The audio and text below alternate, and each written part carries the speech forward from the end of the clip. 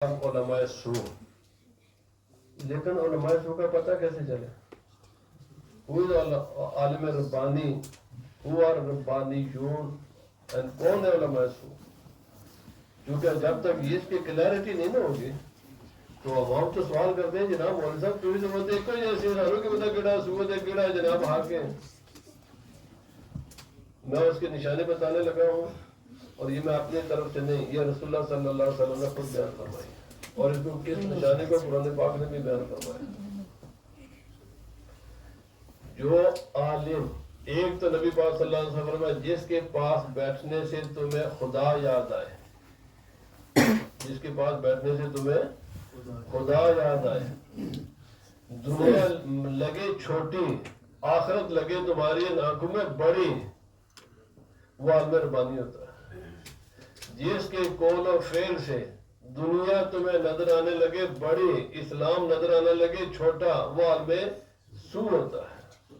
اگر یاد رکھیں گے یہ سال جو عالم آپ کی نظروں میں دنیا کو بنا دے چھوٹا، اپنے قول کے ساتھ، اپنے فعل کے ساتھ، اپنے عمل کے ساتھ، جو آخرت کو بنا دے بڑا، دنیا کو بنا دے چھوٹا، وہ ہے عالم ربانی۔ جو دنیا کو بنائے آپ کی نظر میں بڑا، آخرت کو چھوٹا، دین کو چھوٹا، دنیا کو بڑا، وہ عالم سو ہوتا ہے۔ یہ نشانی ہے۔ جو فیم کا طالب ہونا، میری بہت مشہوری ہونی چاہیے، فیم، میں تقریریں کروں تو فیم کے لیے یا منی کے لیے یا کسی حکمران کے قرب کے لیے، جب حق سچ کہنے کی باری ہے تو وہ عالم سو ہوتا ہے۔ میں نہیں کہتا لوگوں نے گالا کڈو، نو، آش بولو نو، لیکن جب سچ کہنے کا وقت آئے تو پھر سچ، نبی پاک صلی اللہ علیہ وسلم فرمایا ظالم حکمران کے سامنے حق بات کہنا یہ جہاد ہے۔ میں کوئی تھوڑے منہ کو پالے گا تو حق بات کہنا یہ بات غلط ہے، دیٹ سے علامہ شاہ احمد نورانی رحمۃ اللہ تعالی علیہ جنرل یحییٰ تھا ڈکٹیٹر مطلق، آج سے بھی زیادہ ظالم، اس وقت پاکستان میں شراب ہوا کرتے تھے۔ تو دیکھا تو جب بنایا جناب گول میں کانفرنس بنائی تو وہاں پر شراب کے گلاس پڑا ہوا تھا اس کے ٹیبل پر۔ اب ایک طرف جناب یہ جنرل یحییٰ ہے، ایک طرف اس کی شراب ہے، ایک طرف جناب جیسے ہی ایسے کر کے بیٹھ گیا، آپ نے فرمایا اتنے اس کو اٹھاؤ یہاں سے، ورنہ میں اپنی چھڑی کے ساتھ توڑ دوں گا اس کو۔ پہلا آپ نے یہ فرمایا، یہ نہیں ڈرے، میں تو کہ تم بڑا پھینک، اگر یہ کام نہیں کرو گے میں خود ہی توڑ دوں گا، پھر تمہارے بھی کپڑے خراب ہوں گے، کارپیٹ بھی، یہ سب کوئی ٹیبل شیبل خراب کر دوں گا، اٹھاؤ اس کو یہاں سے۔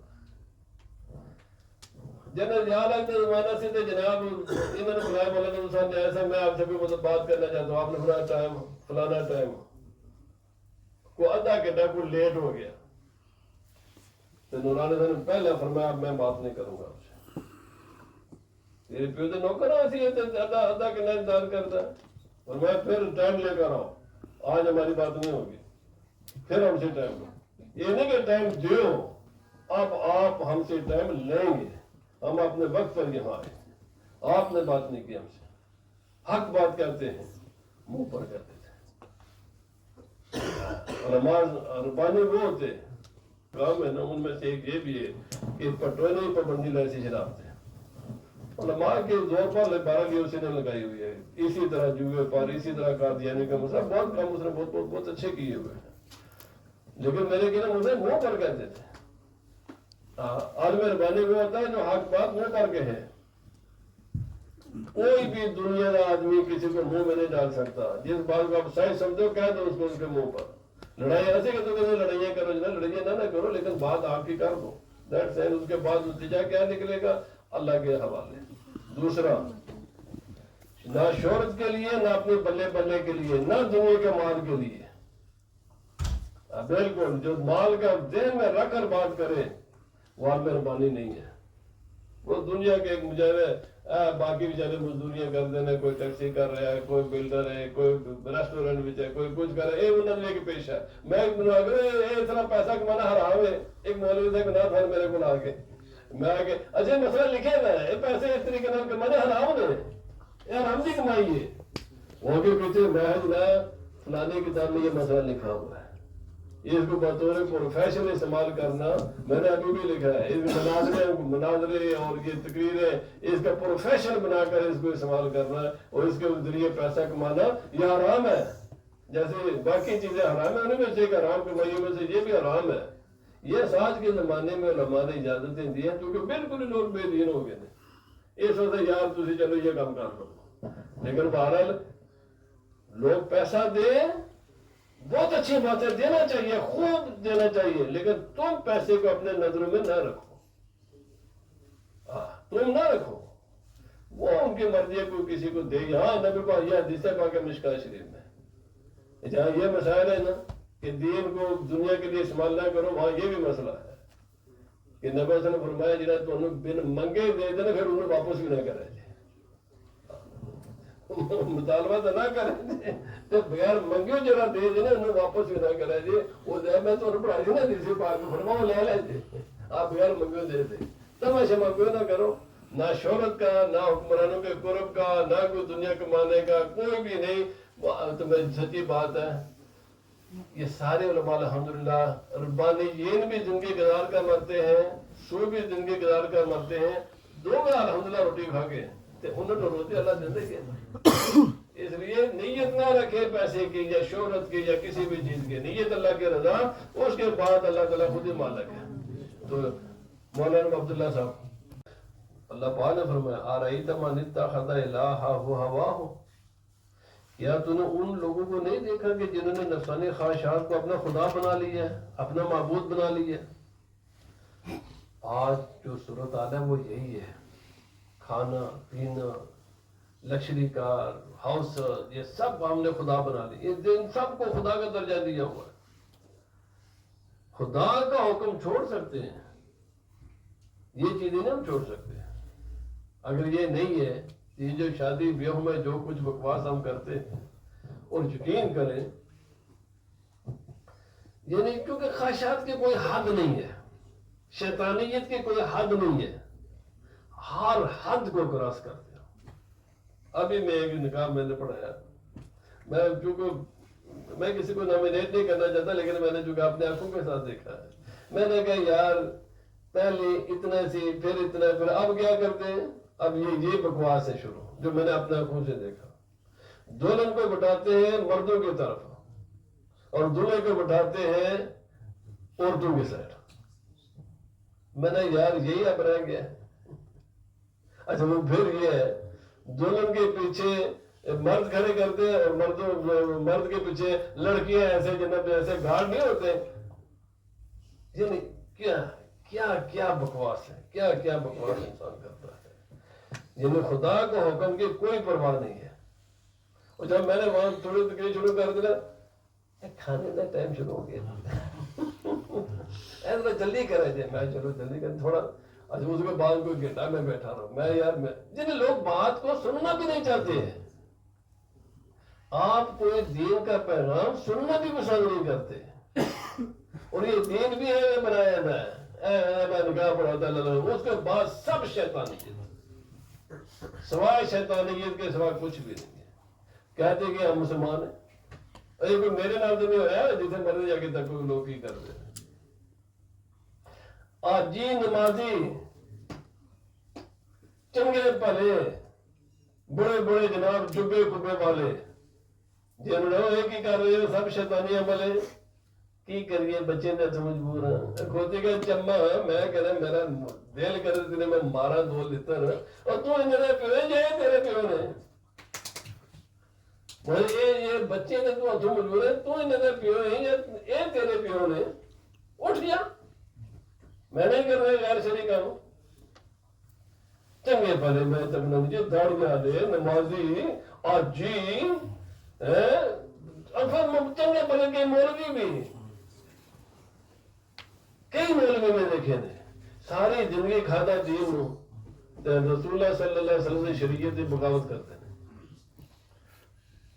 اچھے خاصے ڈھول بجان گے جناب گج بج کے لوگوں کے سامنے یار دین کا نہ پھر پاڑا پھر چھاڑ مسیح پھر جا کوئی باہر کوئی ٹیکسی شیکسی یا کوئی اور کام ریسٹورینٹ وغیرہ چلا تو پھر وہ بھی نہیں جانا تمہیں نہیں پر تو یار تیری شراکت دین نہ لینا تو دین کی حفاظت کرنا وہ پولیس والے چور بن جائے تو پھر بیچارے لوگوں کی حفاظت نہیں کرے گا ڈاکٹر اگر قاتل بن جانا تو مریضوں نے پھر اللہ حافظ دینا میں غیر شرعی کام کرنا شروع کر دیا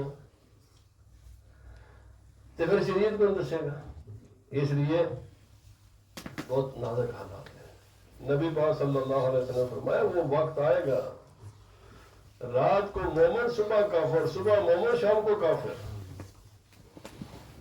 اور پھر یہ بھی حدیث پاک ہے البدایۃ الہدایہ میں امام غزالی نے لکھی ہے اسی دے وہ دجال تو فرمایا دجال تو سب سے بڑا فتنہ دجال ہے نا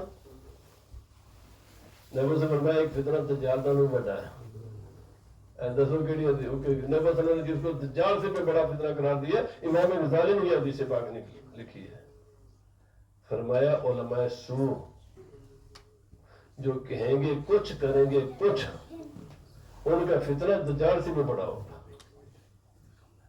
جن کے عمل اور قول میں فرق ہوگا عمل نہ قول نہ بڑی بڑی چنگی گلاں دسن گے تو جب عمل کی گل آئے فرمایا اس لیے کہ لوگ قول کو نہیں دیکھتے عمل کو دیکھتے ہیں جب یہ ایڈی بھڑی کام ہے تو مولوی صاحب ہوئی کہ آپ ہی کیوں کر دے پہ نبی سے فرمایا علماء سو کا فتنہ دجال کی فتنے سے بھی بڑا ہوگا دجال کا فتنہ تو چند سال ہی رہے گا نا تو انہیں کا فتنہ بڑا لمبا عرصہ رہتا ہے دجال میں پھر کوئی کاف فعل نہیں لکھا ہوئے گا آخیق ہوگی تو بڑی نشانیاں نے انہیں ظالمت نشانی بھی کوئی نہیں علماء سو کی نشانی بھی کوئی نہیں انسان کے مال لوٹ کر تو گئے ہے جو کوئی پاکستان میں دیکھتے ہیں اور مرزا محمود علی جیل میں کتنے لوگوں کے مال اس نے تباہ برباد کیا ہے دوڑی اوپر چھپا اوپر جناب سب کچھ قرآن سامنے رکھ کے علمی کتابیاں گلا کر کے لوگوں کے مال لوٹ کر وہ پاگا ہو گیا نبی نے فرمایا یہ ہوگا ان سے بچ کر لینا ہے بچنا ہے ان سے اس لیے تو نبی صلی اللہ علیہ وسلم نے فرمایا امام غزالی نے بتایا ان سے کو 1000 سال پہلے امام غزالی گزرے انہوں نے اس وقت آگاہ کیا تھا ہر مولوی پر اعتبار نہیں کرے تھے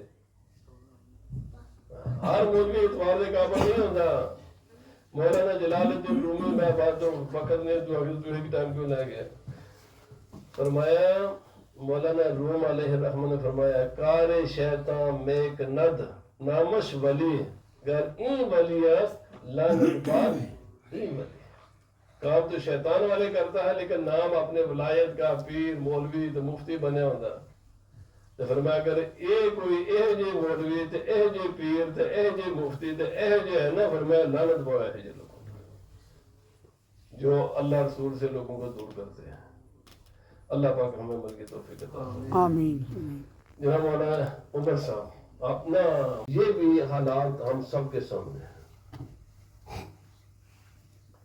اس کے ساتھ ساتھ وسائل پر قبضوں کی جنگ بھی ہے دنیا میں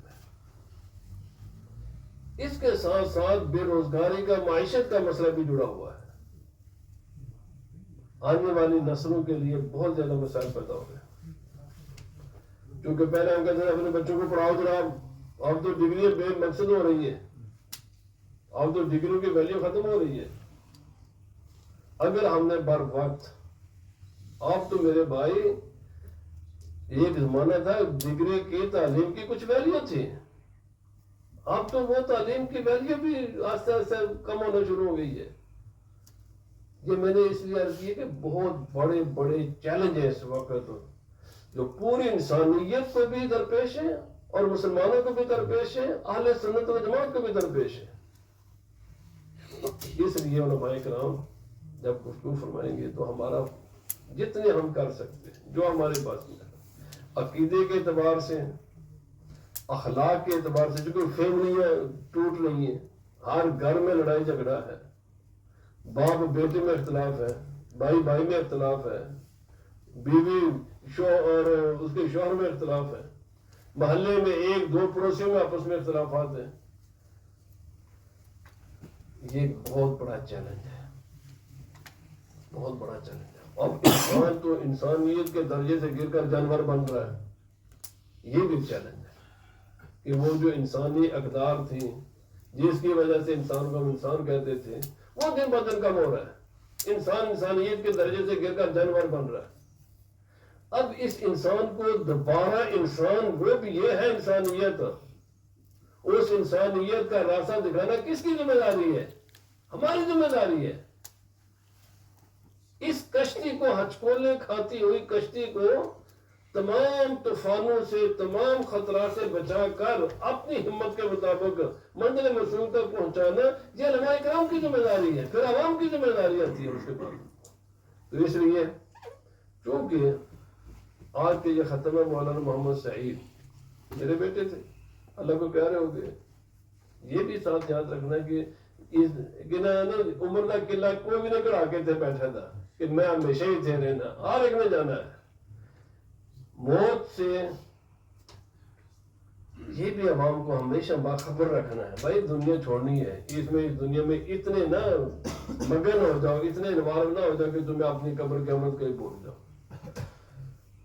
اسی لیے ان کا ہم نے آج یہ ختم بھی رکھا ہے تاکہ انہوں نے اپنی زندگی اچھی گزاری، ہم بھی زندگی اچھی گزاریں، کسی مقصد کے لیے گزار کر دیں دنیا سے. ابھی جو مریض کے میں واقعہ ہوا ہے میں نے تو چیلنج بھی کیا ہے، اس کو دنیا کے کسی اخلاق، کسی قانون، کسی ضابطے کے تحت اس کو کوئی جسٹیفائی کر کے ماں کا لال دکھا دے. اور میں نے اپنا نمبر بھی دیا اس پر، میں نے کبھی کسی کو اپنا نمبر نہیں دیا. میں اس کو پبلش کیا جہاں تک میری آواز جان سکتی، میرا نمبر بھی دیا. وہ اس کو جسٹیفائی کر سکتا ہے. پلیز اس آرگومنٹ کو کوئی کسی طریقے سے مجھے مطمئن کر دے. یہ جو انسانوں کا قتل عام ہے اور اس طرح کی گولیاں چلانا اور اس طرح کے لوگوں پر کارروائی کرنا، کوئی ماں کا لال مجھے ذرہ برابر اس کو جسٹیفائی کر کے دکھا دے.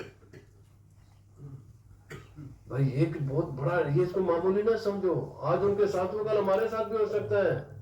نبی پاک صلی اللہ علیہ وسلم فرمائے تمام مومن آپس میں ایک جسم کے مانند ہوتے ہیں. ایسا نہیں ہے کہ ان کو گولی لگی. میں یقین کرو میں تو آج تک محسوس کرتا ہوں وہ گولی پورے لگے وہ میرے سینے میں لگی ہے. یہ ایمان کا تقاضا ہے، یہ ایمان کا تقاضا ہے. فرمایا کہ مومن کون ہوتا ہے؟ مولانا ظفر علی خان نے کہا تھا، وہ شعر شاید میں صحیح نہ پڑھ سکوں، اخوت جس کو کہتے ہیں مسلمانی اسے کہتے ہیں، جو چبے جو کانٹا کابل میں تو ہندوستان کا ہر پیر و جوان بےتاب ہو جائے. اس قسم کا ایک شعر ہے کہ اگر کابل میں کسی مسلمان کے پاؤں میں کانٹا چبھے نا، اس کا درد اگر ہندوستان میں رہنے والا دنیا کے دوسرے خطوں میں رہنے والے مسلمان اگر فیل نہیں کرتا تو وہ مسلمان نہیں ہے. نبی صلی اللہ علیہ وسلم مومن ایک جسم کی مانند ہے. نہ تو اس کو دھوکہ دیتا ہے، نہ مشکل وقت میں اس کو پیر دکھا کر بھاگ جاتا ہے، اور نہ ہی مشکل وقت میں اس کو چھوڑتا ہے. اس کی تکلیف کو اپنی تکلیف سمجھتا ہے. نبی صلی اللہ علیہ وسلم فرمایا پاؤں میں اگر سر میں چوٹ لگے تو پاؤں کو بھی فیل ہوتی ہے، اور پاؤں کو یہ مفہوم یاد کر رہا ہوں، اور اس کے پاؤں میں تکلیف ہوتی ہے، سر کو بھی محسوس ہوتی ہے. پورا جسم انسان کا فیل کرتا ہے. اگر کوئی انسان غزہ میں جو کچھ ہوا ہے ہو رہا ہے، جو کچھ یہ ساری دنیا میں مسلمانوں کے ساتھ حالات ہیں. اب بھائی ان کا درد کو اپنا درد سمجھنا چاہیے. اگر وہ نہیں سمجھتا تو پھر وہ اپنی ایمان کے خیر منائے، کیونکہ نبی پاک صلی اللہ علیہ وسلم فرمایا مومن ایک جسم کے مانند ہے. دوبارہ یہ سارے موضوعات ہیں، جس بھی کسی نے کسی موضوع پر بولنا ہے وہ بول سکتا ہے. مریضی کے واقعے پر بھی بول سکتا ہے، غزہ کے واقعے پر بھی بول سکتا ہے، باقی دنیا میں بھی جو مان کا ہم کیا کر سکتے ہیں. کم از کم نبی صلی اللہ علیہ وسلم نے فرمایا یہ ایمان کا ادنا ترین یہ درجہ ہے کہ برائی کو برائی دل سے تو سمجھے نا یہ برائی ہے، اسے نفرت تو کرے. بھائی اس کے خلاف بول سکتے تو بولے، لکھ سکتے تو لکھے، کہ نہیں کچھ بھی کر سکتا، نفرت تو کرے اس سے. تو اس لیے میں ڈاکٹر محمد عمر فاروق سے پہلا مقرر اس کے لیے مشکل ہوتی ہے، تو میں نے اس کی مشکل آسان کر دی ہے. سب سے مشکل تقریر ہوتی ہے پہلے کی، کیونکہ اس کے بعد میں آنے والوں کو ایک آئیڈیا مل جاتا ہے وہ